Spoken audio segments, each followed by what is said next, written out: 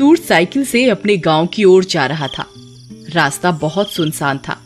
तभी उसे सामने से 3 लोग आते हुए दिखाई देते हैं। फिर जैसे ही वह 3 लोग उसके पास पहुंचते हैं, वह उसकी साइकिल को रोक लेते हैं। इधर चला, चल जल्दी से सारा माल निकाल, नहीं तो इस चाकू को तेरे पेट में घुसा दूंगा। नहीं नहीं भाई साहब, मैं अपने गांव जा रहा हूँ। ये मेरी पूरे साल की मेहनत की कमाई है। कृपया करके मुझे छोड़ दो, मुझे जाने दो भाई साहब, मुझे जाने दो। लेकिन वे तीनों बदमाश उसे पकड़ लेते हैं और उसके पैसे छीनने लगते हैं। लेकिन मोती के विरोध करने पर कालू उसे चाकू मार देता है और मोती वहीं बेहोश हो जाता है। उसी समय पुलिस भी वहां पहुंच जाती है और उन तीनों को पकड़ लेती है। तुम ये सब क्या कर रहे हो? हाँ, ये क्या किया? तुमने क्या किया इसके साथ? हाँ? साहब, इसका तो बहुत खून बह रहा है, हमें पहले इसे हॉस्पिटल ले जाना होगा। फिर वो पुलिस वाले उन सभी को गाड़ी में बिठाकर हॉस्पिटल लेकर जाते हैं। हॉस्पिटल पहुंचते ही डॉक्टर मोती को मरा हुआ घोषित कर देते हैं और उसके पोस्टमार्टम के लिए उसे पोस्टमार्टम रूम में भेज देते हैं। पुलिस उन तीनों बदमाशों को भी अपने साथ वहीं ले जाती है। थानेदार साहब, पोस्टमार्टम वाले डॉक्टर को आने में कुछ वक्त लगेगा, जब तक आप बाहर इंतजार कर सकते हैं। चल भाई, हम बाहर इंतजार करते हैं। थानेदार साहब, इन बदमाशों का क्या करें? इन्हें यहीं मुर्दा घर में बंद कर देते हैं। जब डॉक्टर साहब आएंगे तो इन्हें बाहर निकाल लेंगे। अरे थानेदार साहब, आप ये कैसी बहकी बातें कर रहे हैं? हमें यहाँ इन मुर्दों के बीच में कहाँ छोड़ के जा रहे हैं? आप हमें पुलिस स्टेशन छोड़ आइए। चुपचाप वहाँ एक कोने में जाकर बैठ जाओ, नहीं तो तुम्हें भी इन मुर्दों के साथ लिटा दूंगा, समझे? हमें अपना नौकर समझा हुआ है क्या, तो तुम्हें स्पेशल थाने छोड़कर आए? हाँ? इतना बोलकर दोनों पुलिस वाले वहां से चले जाते हैं और मुर्दा घर का दरवाजा बाहर से बंद कर देते हैं। वहीं स्ट्रेचर पर मोती की लाश एक सफेद कपड़े से ढकी होती है।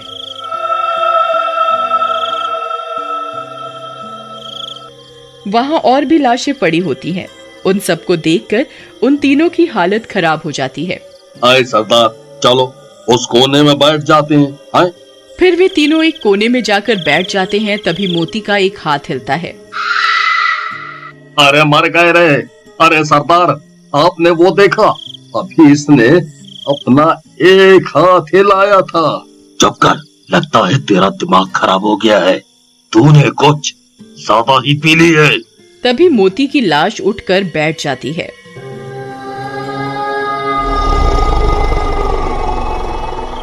अरे मर गए रे! वो देखो सरदार, मैंने आपसे कहा था ना, अभी इसने अपना एक हाथ हिलाया था, अब तो ये कब्बक उठकर ही बैठ गया है। अरे भगवान, ये तो भूत बन गया, अब क्या होगा? फिर वे तीनों खुद के ऊपर एक चादर ओढ़ लेते हैं। आलतू जलालतू आई बला को टालतू, आलतू जलालतू आई बला को टालतू। अरे भूत जी, मुझसे गलती हो गई, मुझे माफ कर दो। मैंने आपको नहीं मारा, आपको चाकू को इस कम्बख्त कालू ने मारा था। आप इसकी जान ले लो, मुझे और हरिया को यहाँ से जाने दो। सालों, तुम्हारा नाश मिटे, इसे लूटने का प्लान तो तुम दोनों का ही था। अब मुझे अकेले को क्यों फंसा रहे हो? भूत जी, ये दोनों भी मेरे साथ ही थे। जितना दोष मेरा है उतना ही इन दोनों का भी है। अरे लल्लन भाई, जरा चादर उठाकर बाहर तो देख, वो भूत कहाँ है? फिर लल्लन चादर उठाकर देखता है तो वह मोती का भूत उन तीनों को ही घूर रहा होता है।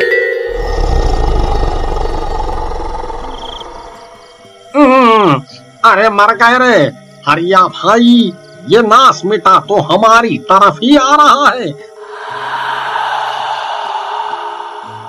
अरे मम्मी बचा लो, आपकी कसम, जिंदगी में कभी लूट पाट नहीं करूंगा। अरे मर गए रे, हाय रे, हाय रे। अरे अरे कौन है? कौन है? अरे अरे बचाओ, ये भूत तो मुझे खींच रहा है। रिया भाई मुझे बचाओ। हरिया भाई मरने दे इसे, भूत को इसी की तलाश है, इसी ने चाकू मारा था। अरे कमक तो मुझे बचाओ, नहीं तो ये मुझे जिंदा ही खा जाएगा। अरे बचाओ, अरे मर गया। अरे कोई मुझे बचाओ, कोई मुझे बचाओ। ये भूत तो मेरी गर्दन अलग करना चाहता है। अरे मर गया। लल्लन और हरिया चादर में छिपे रहते हैं, कालू की चीखें सुनते रहते हैं। डर के मारे उनकी हालत खराब हो जाती है।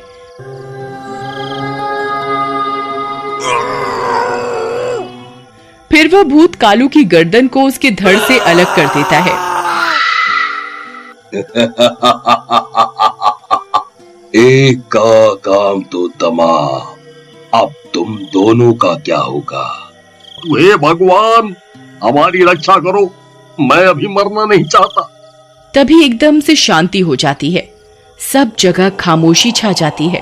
लल्लन भाई, ये एकदम से शांति कैसे हो गई? जरा बाहर झांक कर तो देख क्या हुआ।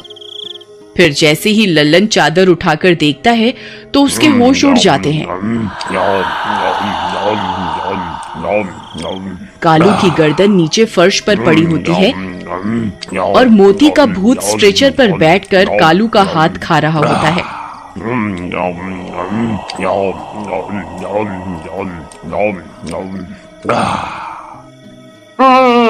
हाय रे हरिया भाई, बाहर का मंजर तो बहुत खौफनाक है भाई। इसने तो उसका सब धड़ से अलग कर दिया भाई। अब अगला नंबर हमारा है, अब क्या करें? फिर वह भूत चादर में अपना हाथ डालकर हरिया को खींचने की कोशिश करता है। तभी हरिया उस भूत से चुराया हुआ पर्स निकालता है। उसके पर्स में उसकी बीवी और बच्चे की फोटो लगी रहती है। फिर हरिया उस पर्स को भूत के हाथ में थमा देता है। भूत उस पर्स में अपनी बीवी बच्चे की फोटो देखकर भावुक हो जाता है और स्ट्रेचर पर बैठकर उस फोटो को देखता रहता है। अरे लल्लन भाई, बाहर इतनी शांति कैसे हो गई? जरा चादर उठा कर तो देख क्या माजरा है। उधर लल्लन चादर उठाकर बाहर देखता है तो उसे भूत रोता हुआ दिखाई देता है। हरिया भाई, ये भूत तो अपने बीवी बच्चे की फोटो देखकर रो रहा है भाई। हमसे अनजाने में कहीं बहुत बड़ी भूल तो नहीं हो गई भाई? तुम सही कहते हो भाई, हमने कुछ पैसे के लालच में आकर इसके बच्चे को अनाथ बना दिया और बीवी को विधवा कर दिया। अब इसकी मौत की खबर सुनकर इसके परिवार वालों पर क्या बीतेगी भाई? हमें जीने का कोई अधिकार नहीं। चलो हम बाहर जाकर खुद को इसे सौंप देते हैं। फिर वे दोनों चादर से बाहर निकलकर जाते हैं और भूत के आगे हाथ जोड़कर बैठ जाते हैं। भूत जी, हमसे बहुत बड़ी गलती हो गई। हमने कुछ पैसों के लालच में आपको आपके परिवार से अलग कर दिया। हमें जीने का कोई अधिकार नहीं है, आप हमारी जान ले लो। फिर वह भूत उनकी तरफ देखता है लेकिन उन्हें कुछ नहीं कहता और वापस मोती की लाश के अंदर चला जाता है। तभी मुर्दा घर का दरवाजा खुलता है और पुलिस वाले डॉक्टर के साथ वहां आ जाते हैं। कालू की गर्दन अभी भी जमीन पर पड़ी होती है।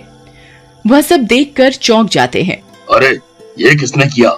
लगता है तुम दोनों ने मिलकर इसे मार डाला ताकि पैसों के 3 हिस्से न करने पड़े। तुम दोनों आपस में ही सारा पैसा बांटना चाहते हो, क्यों? फिर वे दोनों पुलिस वाले से भी अपने किए की माफी मांगते हैं। थानेदार साहब, हमें सारे गुनाह कबूल हैं। हम इसकी सजा भी भुगतने को तैयार हैं। हम दोनों अपनी कमाई हुई सारी संपत्ति इसके बीवी बच्चों को देना चाहते हैं, क्योंकि इसके मरने के बाद इसके बीवी और बच्चों का कोई नहीं है। कृपा करके हमारा ये काम करवा दीजिए। फिर वह पुलिस वाला उन दोनों को पकड़कर अपने साथ ले जाता है और दोनों को 5-5 साल की सजा होती है। 5 साल बाद जेल से रिहा होने के बाद मोती के बच्चों की देखरेख लल्लन और हरिया दोनों मिलकर करते हैं।